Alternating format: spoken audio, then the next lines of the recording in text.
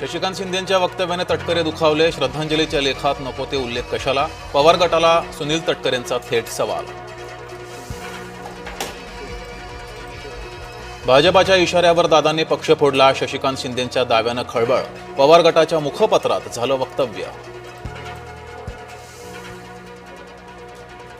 राज ठाकरेंची सुटका नाहीच. उत्तर भारतीयांना मारहाण प्रकरणामध्ये हजर व्हावेच लागणार. वांद्रे न्यायालयाचे निर्देश.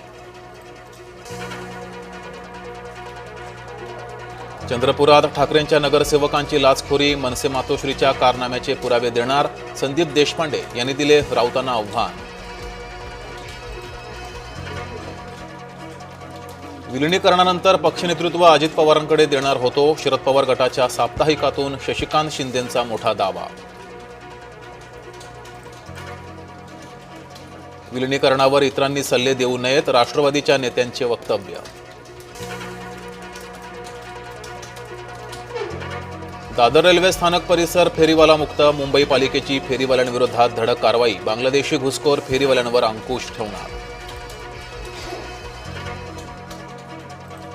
लाचखोरीच्या प्रकरणात झिरवाळ नरम पडले. कर्मचाऱ्याची लाचखोरी अंगाशी येणार. विभागात जे झालं त्याची जबाबदारी माझीही. झिरवाळ यांचं वक्तव्य. नरहरी झिरवाळ यांना पदावरून काढा. विरोधकांची संयुक्त मागणी.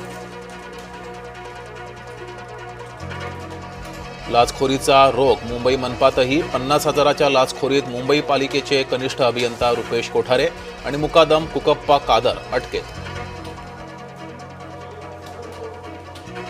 मराठ्यांना कुणबी प्रमाणपत्र मिळण्याची प्रक्रिया सुरूच. मराठवाड्यात 310 जणांना प्रमाणपत्र वाटप. हैदराबाद गॅझेटियरनुसार 24 जणांचे अर्ज फेटाळले.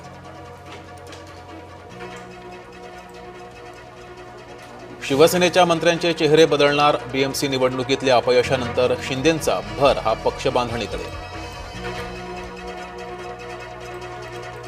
भाजपाच्या प्रदेश कार्यकारिणीचं भिजत घोंगडं. 8 महिन्यांपासून राज्यातल्या नेत्यांच्या नावावर होईना एकमत. नाशिक जिल्ह्यातील कांदा उत्पादक शेतकरी हतबल. शेतकऱ्यांची व्यथा मांडत खासदार भगरे संसद भवनात आक्रमक. पंतप्रधान मोदींचं कार्यालय नव्या जागेत स्थलांतरित होणार. नवं पंतप्रधान कार्यालय सेवातीर्थ म्हणून ओळखलं जाणार. अभिनेता रणवीर सिंग धमकी प्रकरण. व्हॉइस नोटमधील आवाज हॅरी बॉक्सर सोबत जुळत असल्याचा अंदाज. हॅरी बॉक्सर बिश्नोई गँगचा सदस्य.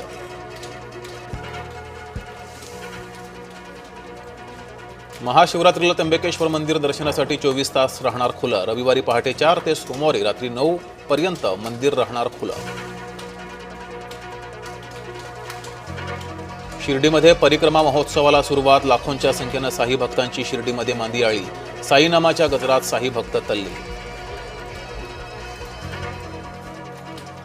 हिंगोलीमध्ये वंचितच्या पदाधिकाऱ्यावर जीवघेणा हल्ला. 3 जणांनी चाकू आणि बंदुकीचा धाक दाखवल्याचा आरोप.